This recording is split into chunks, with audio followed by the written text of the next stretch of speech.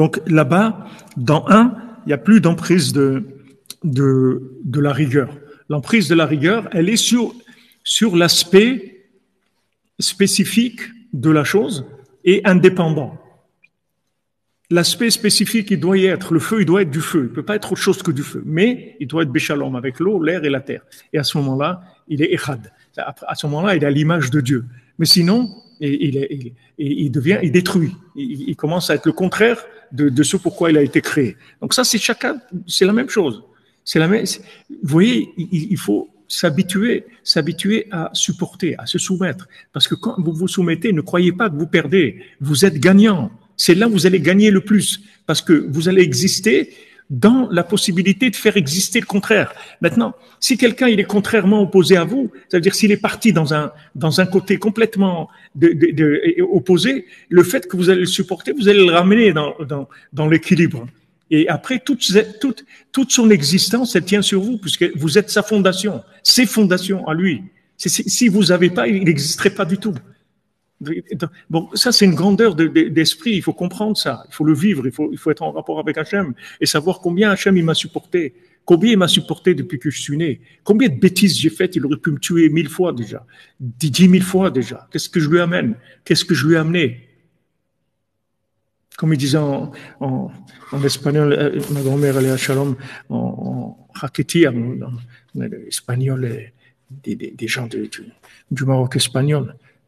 Caharas et postemas, des paquets, des problèmes et des trucs. Qu'est-ce que tu as amené dans le monde? Qu'est-ce que tu as amené dans le monde? Tu as amené quelque chose? Qu'est-ce que tu as amené? Tu as amené au monde? Qu'est-ce que tu as amené? Tu as amené la Torah? Tu as amené quoi dans le monde? Qu'est-ce que tu as amené dans le monde? Les gens, ils veulent exister. Il faut que tu aies droit à quelque chose. Ah, tu es d'accord que tu n'as pas droit à grand-chose? Ok, soumets-toi, fais exister le monde. Au moins, fait exister le monde. Comme il dit Rabbi Nathan, si Mashiach il doit venir, moi, au moins, je ne l'empêche pas. C'est pas moi qui l'empêche. Ça, vous pouvez être sûr, si Mashiach il doit venir maintenant, c'est pas moi qui l'empêche de venir. C'est énorme de pouvoir dire ça. C'est énorme. Quelqu'un qui arrive à dire, moi, j'empêche pas Mashiach de venir, mais c'est énorme. Quelqu'un qui peut dire, j'empêche pas les autres d'exister, mais c'est énorme. C'est quelque chose d'énorme.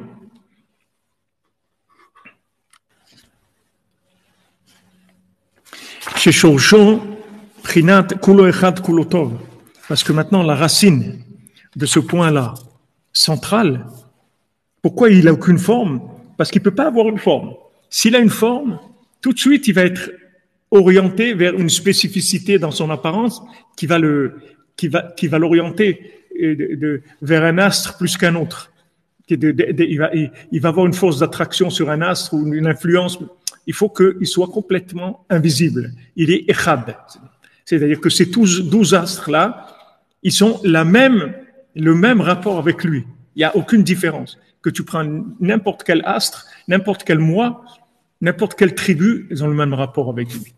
C'est ça qu'ils n'ont pas compris, les frères de Yosef. Ils croyaient que Yosef, c'était comme eux. C'était un comme eux. Donc ils ont dit, mais qu'est-ce que tu racontes là? Que tu vas nous dominer. Ils n'ont pas compris que lui, il n'est pas comme eux. Il leur a dit, vous avez rien compris, moi je suis en dessous de Dieu. Vous voyez Dieu, juste en dessous, je suis moi en dessous de Dieu. Donc qu'est-ce que vous avez rien compris? Comme il a dit Rav Nachman Rodinke, qu'il a dit à sa sœur, quand Rav Nachman Rodinke, une fois, il allume la pipe du Baal Shem Tov, alors il se couche par terre devant le Baal Shem Tov, et il lui allume sa pipe. Et sa sœur, elle a vu ça, elle a éclaté, elle a dit, ok, c'est ton Rav et tout, mais comment on dit, mollo, où tu vas là? Elle a dit, tu le connais pas, le Baal Shem Tov. Si tu connaissais le Baal Shem Tov, tu croirais que c'est Dieu. Mais comme moi, j'ai plus de récipients que toi, je sais que c'est le tzaddik Yesod Olam, c'est pas Dieu. Mais toi, si tu le connaissais comme moi, je le connais, toi, tu serais sûr que c'est Dieu, le Baal Shem Tov. Vous comprenez? C'est-à-dire que maintenant, les frères de Yosef, ils ont vu Yosef comme eux. Mais c'est pas un comme eux. Il n'a rien à voir. Rien à voir. Il vient, il leur raconte des rêves. Alors eux, ils se voient, eux, quand ils racontent des rêves. S'ils avaient, comme des gens qui disent, ouais, tu prends tes rêves pour des réalités, des trucs. Mais attention, tu sais pas avec qui tu parles. Tu sais pas qui c'est cette personne-là. Toi, tu crois que quand il raconte un rêve, il se prend ses rêves pour des réalités. C'est comme si toi, tu disais ça. Effectivement, si toi, tu disais ça, ça marche, c'est pas bon. Mais lui, tu sais pas qui c'est. Tu sais pas qui c'est quand il parle. Donc, respecte l'autre parce que tu sais pas qui c'est. Tu sais pas la forme dans laquelle il se présente, tu ne sais pas qui c'est. Donc, laisse la place, laisse la place. Ne pousse pas les gens dehors. Laisse-les vivre, laisse-les s'exprimer, laisse-les vivre, tu sais pas qui c'est. Au moins, donne-lui le bénéfice du doute, de lui, au moins l'ignorance. Même si tu vois pas très haut, mais au moins l'ignorance, au moins tu dis, je sais pas. C'est tout, je préfère pas intervenir, je sais pas. S'ils avaient dit ça, comme il a dit Yaakov, Aviv Shamar Tadavar, qu'est-ce qu'il a fait Yaakov? Il a dit, je comprends rien, mais mettons ça de côté pour l'instant, on verra bien, c'est tout. Mais il n'a pas été contre. Il n'était pas pour, mais il n'était pas contre. Il n'était pas pour, il n'était pas contre, c'est dépassé complètement. Mais il n'a pas rejeté. Et les frères, ils ont voulu le tuer. C'est-à-dire, c'est pas les gens différents, ils veulent tuer les gens, ils veulent les tuer. Mamache, pourquoi? Parce qu'ils représentent quelque chose qui est complètement opposé à eux. Ils représentent de la non-existence pour eux-mêmes. Au lieu que l'autre, il représente son existence, il représente le contraire. Regardez où on est arrivé.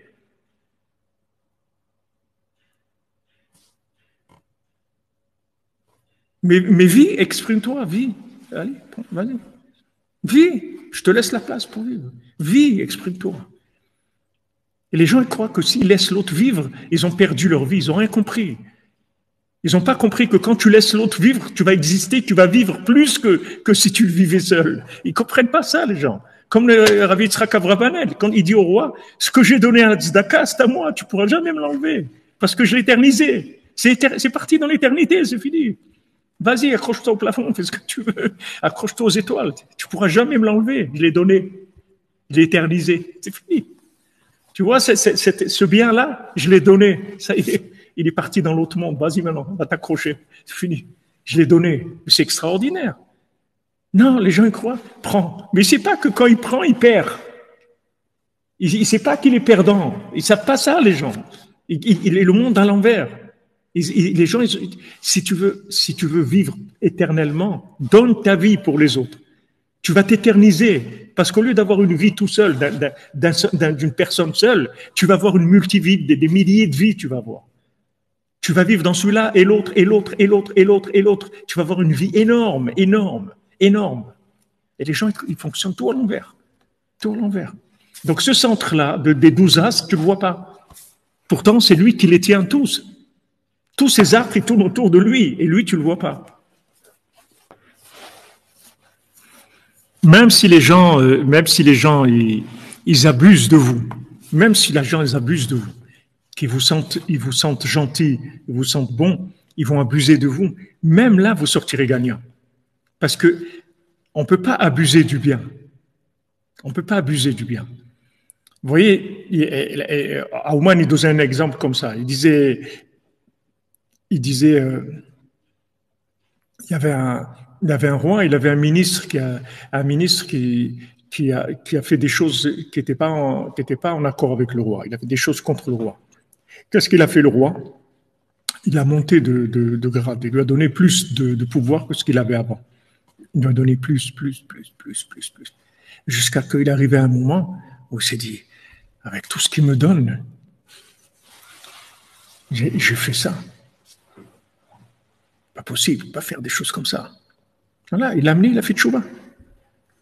Comment il a fait tchouba? Il lui a donné. Il aurait dit, ah, tu as fait ça, truc et tout. Ça y est, il aurait séparé de lui. Il serait parti, l'autre. Il n'y aurait pas de réparation. C'est ce que Rabbi Nathan, il s'est battu toute sa vie pour pas se mettre en opposition avec ses opposants. Il gérait comment se protéger d'eux sans les attaquer. Comment se protéger lui? Parce qu'il l'attaquait, il voulait le tuer. Comment il va se faire pour se protéger? Qu'ils n'arrivent pas à le tuer sans les attaquer. Maintenant, il avait ses élèves, les aristocrates d'Ouman, des élèves de Rabbeinu qui lui ont dit, écoutez Rabbi Nathan, laissez-nous, on les sort du pays, c'est tout. Comme ça, ils vous embêtent plus.